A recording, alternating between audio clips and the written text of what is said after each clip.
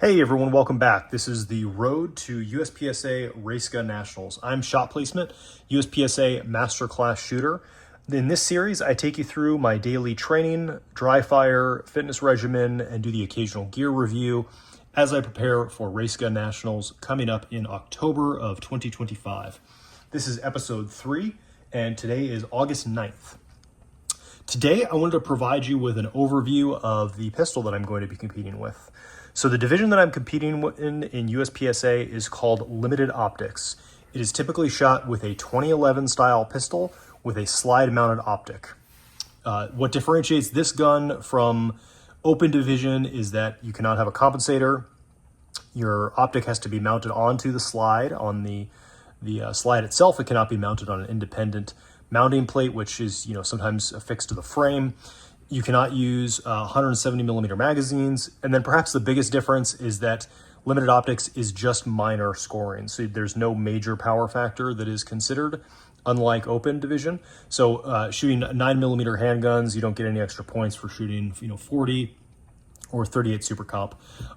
That's really the main thing that I think attracts me to the limited optics division, is that I can still shoot a race gun per se, but I'm not having to deal with the economics of shooting a major.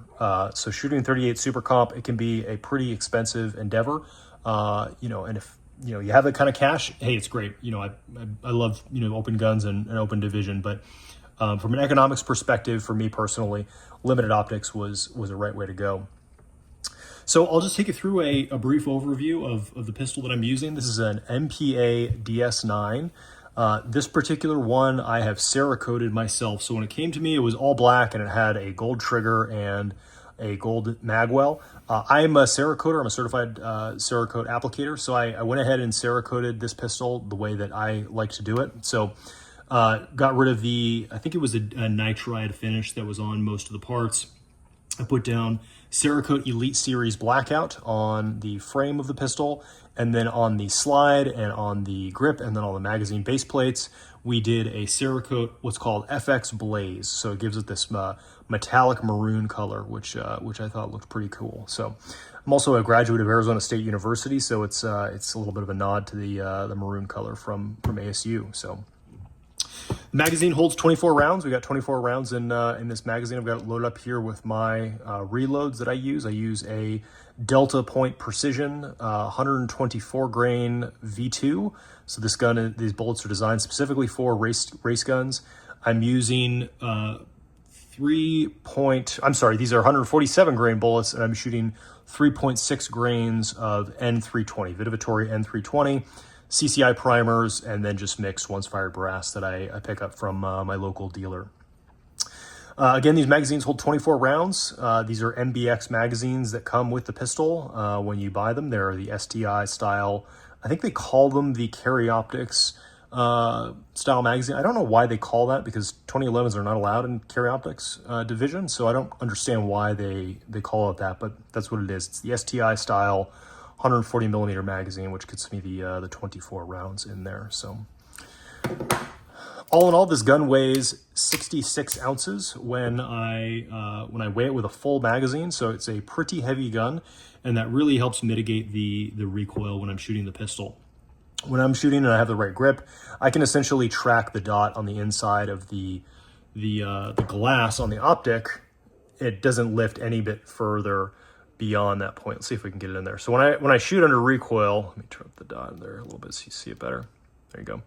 When I'm shooting and recoil happens, I can basically track the dot up towards the top of the glass there and then bring it back down.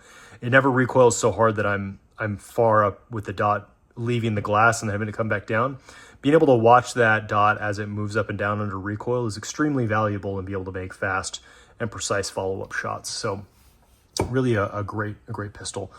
Or great recoil control on this particular one. So it is a regular guide rod style, so it's not a barrel bushing of a traditional 1911. It's got a steel frame.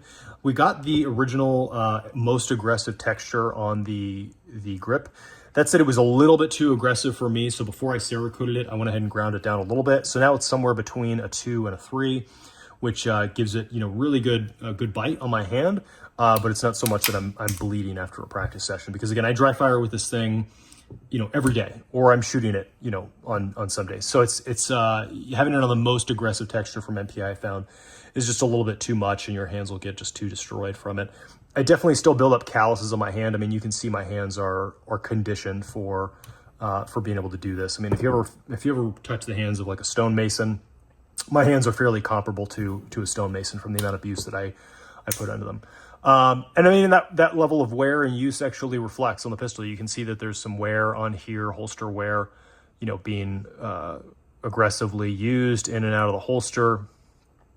You can see some of those. Let me see if I can turn up the lights a little bit. There we go.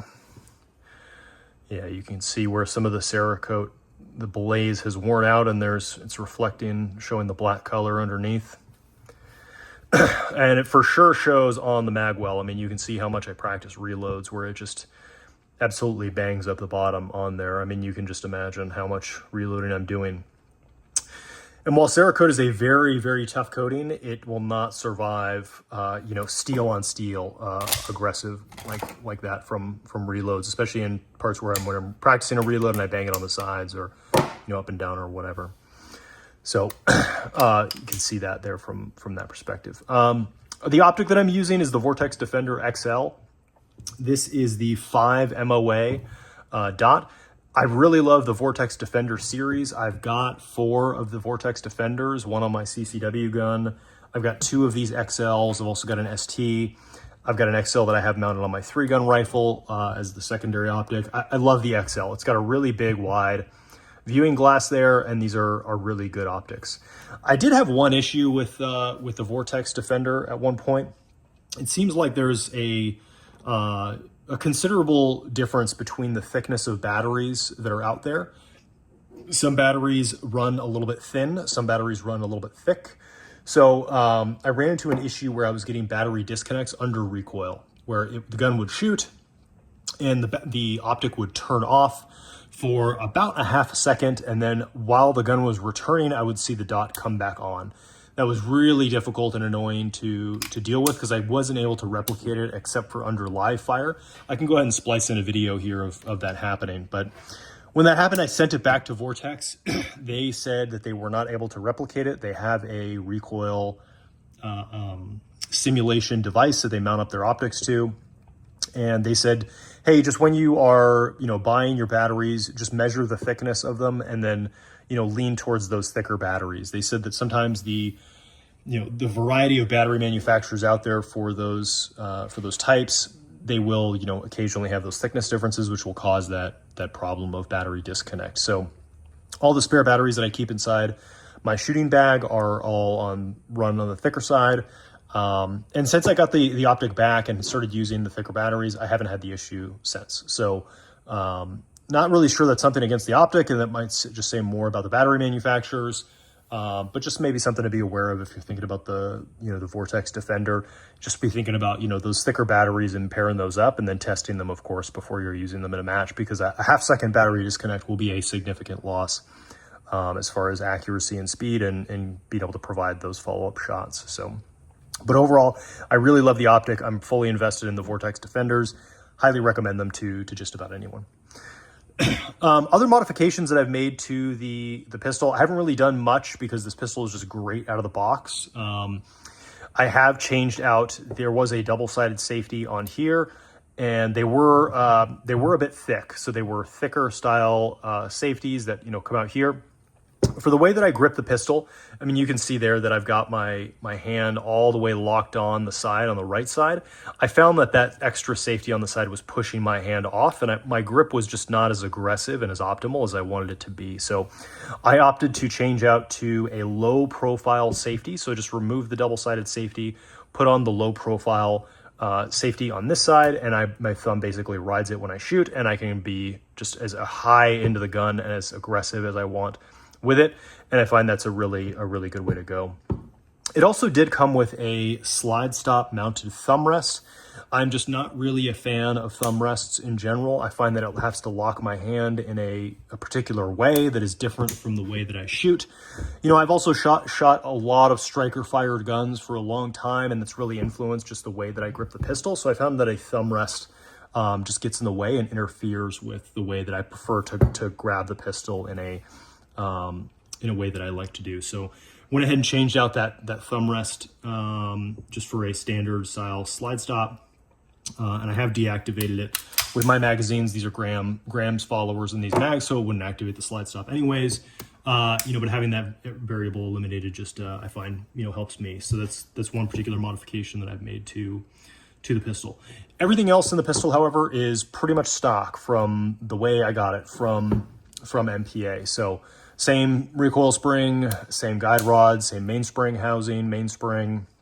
Pretty much everything in here is standard. I really haven't seen a need to change anything out yet as far as the parts are concerned. The pistol has been just absolutely flawless in the way that it runs. I mean, there's really been no issues related to the pistol. It's just been super reliable out of the box, which is honestly what I think is one of the most important traits of a competition pistol, which might be surprising to some people. They might see these fancy guns and they say, hey, you have a light trigger, or it's really heavy, so you have low recoil, this and that. Those might be the most important features in a race gun. I would disagree. I would say reliability is the number one, because a malfunction on a stage just costs you so much time. It's impossible to come back from having malfunctions. You have to have a gun that is reliable. I mean, that's the single most important thing in a competition pistol. It needs to run, and it needs to run really well without malfunctions. And the MPA 2011 definitely delivers on that front. So very, very happy with its reliability. The trigger is also very good. The trigger is just under 2 pounds. It's like 1.5, 1 3/4.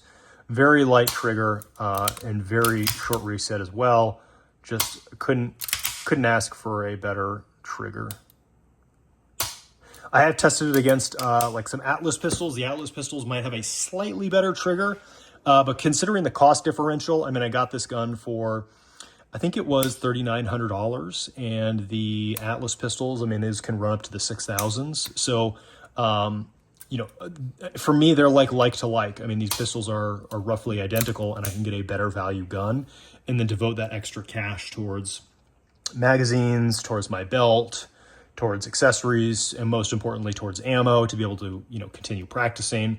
So I think the MPA is really good value and a good way to go. I give the Masterpiece Arms guys a lot of props. I think they've really delivered an excellent product to the competition shooting market at an effective price.